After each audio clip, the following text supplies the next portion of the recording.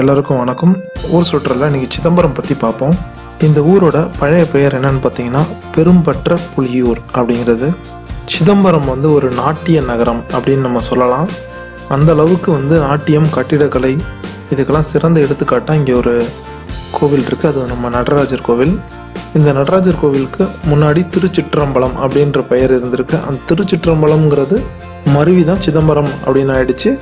அதனால் அந்த பெரும்பற்ற புலியூர் அப்படிங்கிற பெயர் வழக்கத்தில் இல்லை. அதே போல் தில்லை அப்படின்ற பெயரும் இந்த ஊருக்கு உண்டு. அதுக்கு காரணம் முன்னாடி தில்லை மரங்கள் நிறைந்த ஒரு காடாக இருந்திருக்கு இந்த ஊர்லாம்.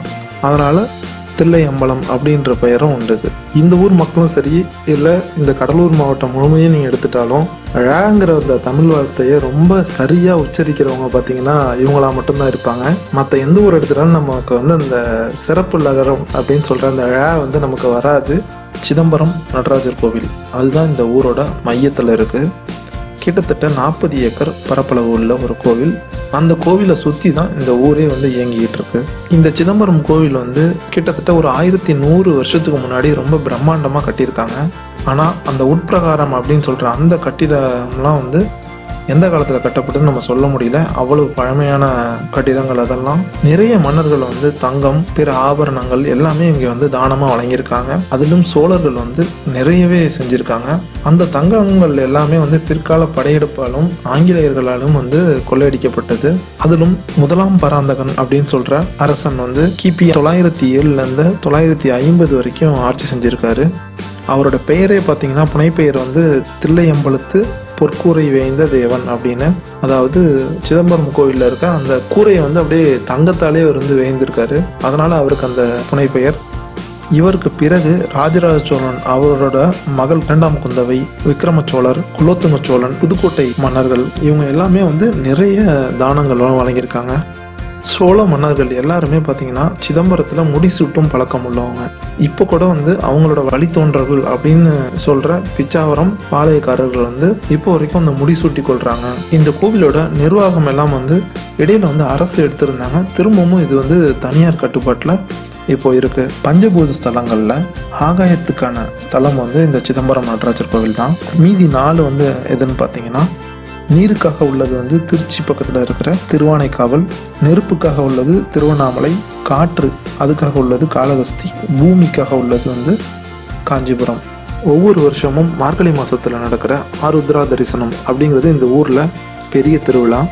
அதே போல் சிதம்பரம் நடராஜர் கோயிலை வச்சு சில வதந்திகளும் இருக்குது. அதுவும் நம்ம என்னன்னு சொல்லிடுவோம். சமூக வலைதளங்கள்லாம் பார்த்தீங்கன்னா பூமியோட மையம் இந்த கோவில் தான் அப்படின்ற மாதிரி நிறைய பதிவுகள்லாம் நம்ம பார்த்துருக்கலாம். அது கிடையவே கிடையாது. பூமிங்கிறது ஒரு உருண்டை. அந்த உருண்டையில் நீங்கள் மையம்னு ஒரு பகுதியை நம்ம காட்டவே முடியாது. பூமியோட சுழற்சியை வச்சு நீங்கள் ஒரு மையத்தை காமிக்கணும் அப்படின்னு நம்ம பார்த்தா கூட வடதுருவம், தென்துருவம்னு 2 பகுதி இருக்குது. அதை தான் நம்ம சொல்லலாம். அதனால் இந்த வதந்தியை யாரும் நம்ப வேண்டாம். தேவார பாடல்கள் அப்படின்னு நம்ம சொல்கிற திருநாவுக்கரசர், திருஞான சம்பந்தர், சுந்தரர் இவங்க 3 பேரும் எழுதின பாடல்களோட தொகுப்பு ஒரு ஓலைச்சுவடியில் வச்சு சிதம்பரம் நடராஜர் கோவிலில் ரொம்ப வருஷமாக பூட்டியே கிடந்திருக்கு. அதை ராஜராஜ சோழன் காலத்தில் அந்த அறை திறக்கப்பட்டு அந்த ஓலைச்சுவடிகள் எல்லாம் தொகுத்து வழங்குறதுக்காக திருநாரையூர் அந்த ஊரை சேர்ந்த நம்பியாண்டார் நம்பி அப்படின்றவர்கிட்ட தொகுத்து வழங்க ஒப்படைக்கிறாங்க. இதனால தான் நமக்கு கிட்டத்தட்ட பாடல் பெற்ற ஸ்தலங்கள் ஒரு 250 இருக்கு. அதை பற்றின நிறைய தகவல்கள் நமக்கு கிடைச்சிது.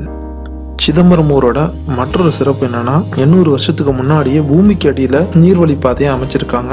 இது என்ன காரணம்னா, உபரி நீர் வெளியேறணும் அப்படிங்கிறதுக்காக பள்ளமான பகுதியில் அமைஞ்சிருக்க சிதம்பரம் நடராஜர் கோவில்ல மேடான பகுதியில் ஒரு குளம் இருக்கு. அங்கே நீரை எடுத்துட்டு போறதுக்காக இந்த நீர்வழி பாதையை அமைச்சிருக்காங்க. பூமிக்கு அடியிலே கிட்டத்தட்ட 1.5 கிலோமீட்டருக்கு இந்த பாதை இருக்கு. தில்லைக்காளி கோவிலுக்கு பக்கத்துல இருக்கிற அந்த குளத்துல இந்த நீர் போய் சேர்ற மாதிரி அமைச்சிருக்காங்க. பள்ளத்துல இருந்து மேட்டு பகுதிக்கு தண்ணி போகாது அப்படிங்கிறது நம்ம எல்லாருக்குமே தெரியும். ஆனா இங்க அதை சாத்தியப்படுத்தியிருக்காங்க. அது எப்படின்னா, ஒரு வாய்க்கால் நேரா இருந்தா மட்டுமே தான் அது போகாது. ஆனா அதே வாய்க்கால நிறைய வளைவுகளை வச்சு அந்த சுரங்கத்தை ஏற்படுத்தியிருக்காங்க. சில இடங்கள்ல குறுகலாகவும் சில இடங்கள்ல அகலமாகவும் இந்த வளைவுகள் இருந்திருக்கு.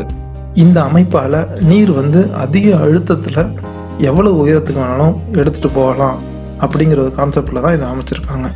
இவ்வளவு அருமையான ஒரு தொழில்நுட்பத்தில் அமைச்சு கொடுத்த இந்த சுரங்க நீர்வழி பாதையை சரியாக பராமரிக்கலை. அதனால் சில மாதங்கள் முன்னாடி பார்த்திங்கன்னா சிதம்பரம் கோவிலில் தண்ணீர் வந்து தேங்குற மாதிரி ஆயிடுச்சு. அதுக்கு பிறகு வந்து இந்த வாய்க்காலெல்லாம் சரி பண்ணி நீரை வெளியேற்றிருக்காங்க. சிதம்பரத்தோட இன்னொரு அடையாளம் அப்படின்னா அது அண்ணாமலை பல்கலைக்கழகம் தான். இந்த பல்கலைக்கழகம் வந்து 1929 வருஷம் கிட்டத்தட்ட 1000 ஏக்கர் பரப்பளவில் இது தொடங்கியிருக்காங்க. 80 வருஷமா இந்த பகுதி மக்களுக்கு நிறைய கல்வி சேவை இதை செஞ்சுருக்காங்க. மருத்துவம், பொறியியல், கலை, அறிவியல் நிறைய பாடப்பிரிவுகள் இருக்கு. ஆனால் சரியில்லாத நிர்வாகத்தால் இப்போ வந்து இந்த பல்கலைக்கழகம் வந்து ரொம்ப மோசமான நிலைமையில் இருக்கதா இந்த ஊர் மக்களே சொல்கிறாங்க. இன்னொரு முக்கியமான சுற்றுலாத்தலம் இங்கே இருக்குது. சிதம்பரத்துலேருந்து 15 கிலோமீட்டர் தொலைவில் இருக்கிற அந்த பிச்சாவரம் சதுப்பு நிலக்காடுகள் 1100 ஹெக்டேர் பரப்பளவுள்ள மிகப்பெரிய ஒரு சதுப்பு நிலங்கள் சூழ்ந்த ஒரு பகுதி தான் அந்த பிச்சாவரம். இந்த பிச்சாவரத்தோட பழைய பெயர் என்னன்னு பார்த்தீங்கன்னா பித்தர்புரம். அது வந்து இப்போ மருவி வந்து நம்ம பிச்சாவரம் அப்படின்னு நம்ம சொல்கிறோம். கொள்ளிடமாறும் வெள்ளாறும் கடலில் கலக்கிற அந்த இடம் வந்து இந்த பிச்சாவரம் தான். சிதம்பரத்தை நீங்கள் பஸ்ஸில் வந்தீங்கன்னா கிள்ளை என்ன ஒரு ஊர் இருக்கும், அதுக்கு பக்கத்துலேயே தான் இந்த பிச்சாவரம் இருக்குது. இங்கே வந்து சிறு சிறு தீவுகள் வந்து நிறைய இடத்துல இருக்கும். அதே மாதிரி வெளிநாட்டு வலசை வர பறவைகள் வந்து இங்கே நிறைய தங்கும். அரசின் சார்பாகவே ஒரு படகு சவாரி வந்து அங்கே நடக்குது. கண்டிப்பாக அதை சுற்றி பார்த்துட்டு வரவங்களுக்கு ஒரு புது எக்ஸ்பீரியன்ஸாக இருக்கும். இங்கே வர நம்ம போட்டிங்லாம் பார்த்தீங்கன்னா ஹவர்ஸ் கணக்கில் இருக்குது. அரை மணி நேரம், 3/4 மணி நேரம், 1 மணி நேரம்னு அதுக்கு தகுந்தாப்புல ரேட்டும் இருக்கும். கவர்மெண்ட் ஃபிக்ஸட் ரேட் அப்படிங்கிறதால ரொம்ப அதிகமாகலாம் இருக்காது. நீங்கள் கவனமாக இருக்க வேண்டியது எங்கன்னா, அந்த போட் ஓட்டுறவங்க வந்து சில விஷயம் சொல்லுவாங்க. அதாவது நீங்கள் எக்ஸ்ட்ரா கொஞ்சம் அமௌண்ட் தாங்க, நான் வந்து இன்னும் 2-3 தீவெல்லாம் வந்து சுற்றி காமிச்சிட்டு வரோம், எக்ஸ்ட்ராவாக ஒரு அரை மணி நேரம் நம்ம எடுத்துக்கலாம் அப்படின்றது அவங்க சொல்கிறாங்கன்ட்டு எல்லாமே நம்ம கேட்டுற வேண்டாம். ஏன்னா ஒன்ஸ் அந்த படகு உள்ள போகும்போது வழியெலாம் நமக்கு எதுவுமே தெரியாது, எங்கே போகிறோம் எங்கே வரோங்கிறது. அதனால் அவங்க இன்னொரு இடம் காமிக்கிறாங்களா இல்லை அதே இடத்த சுற்றி காமிக்கிறாங்கதும் புரியாது. அதனால் கவர்மெண்ட் எந்த இடத்துலலாம் அலோவ் பண்ணுறாங்களோ அங்கே மட்டும் பார்த்துட்டு வந்தாலே நமக்கு சரியாக இருக்கும். அண்ணாமலை யூனிவர்சிட்டி வாசலில் பார்த்தீங்கன்னா ராஜேந்திரன் அப்படின்ற ஒரு மாணவரோட சிலை இருக்கும். இவர் வந்து 1965 இந்தி திணிப்புக்கு எதிராக நடந்த போராட்டத்தில் போலீஸ் துப்பாக்கி சூட்டில் இவர் இறக்குறாரு. நன்றி, வணக்கம்.